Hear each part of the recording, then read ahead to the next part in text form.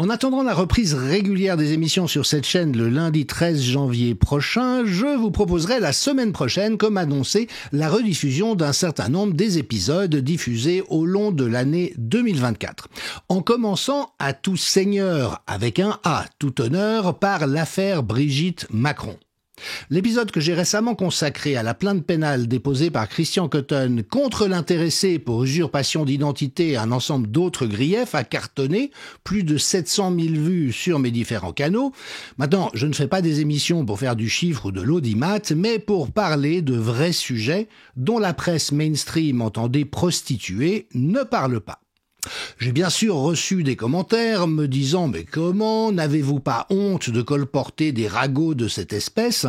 Mais ce que ces gens n'ont pas compris, c'est qu'il y a bel et bien un énorme lézard autour de cette histoire. Le couple présidentiel, pour des raisons qu'il faudra bien expliciter, entretient lui-même une confusion maximale, tout en mettant la force publique à son service pour réprimer les impudents qui osent poser des questions. Pour quiconque s'est intéressé au dossier, il y a une somme d'anomalies, de tricheries et in fine d'impossibilités dans la version officielle du couple Macron qui dépasse de loin ce qui est vraisemblable. Je n'ai personnellement pas de conviction à ce stade sur le fin mot de l'histoire. Rappelant au passage que je réfléchis par hypothèse. Et j'en vois trois principales qu'il convient d'envisager. La première, c'est une manœuvre d'intox pour faire diversion de la vraie mission de Macron, qui est de détruire la France, en la vendant au service et aux intérêts du globalo-fascisme.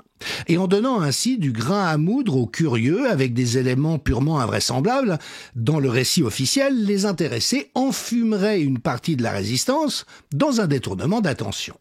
Deuxième hypothèse, le couple Macron aurait soigneusement camouflé la réalité pédophile du début de leur relation en engageant des agences de com pour réécrire leur histoire et en s'assurant de la complicité de la prostitue-presse comme Mitterrand au sujet de l'existence de sa fille Mazarine. La question est de toute manière importante du fait que Macron manifeste des traits psychopathologiques clairement psychopathes et qu'un viol subi à l'âge de 14 ans de la part d'un ou d'une adulte de 39 ans pourrait provoquer ce genre de profil hautement toxique.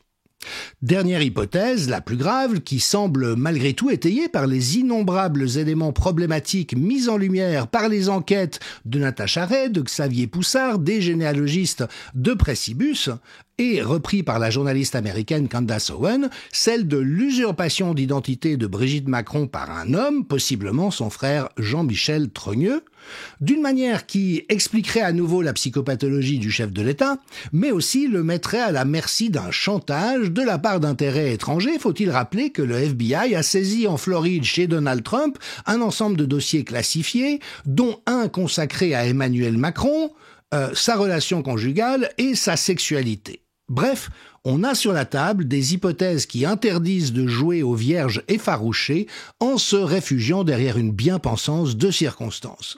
Il existe une vraie et grave question autour de cette affaire qui dépasse de très loin la seule vie privée d'un couple douteux et suspect à tant d'égards et qui a fait activement le malheur de la France depuis un certain nombre d'années.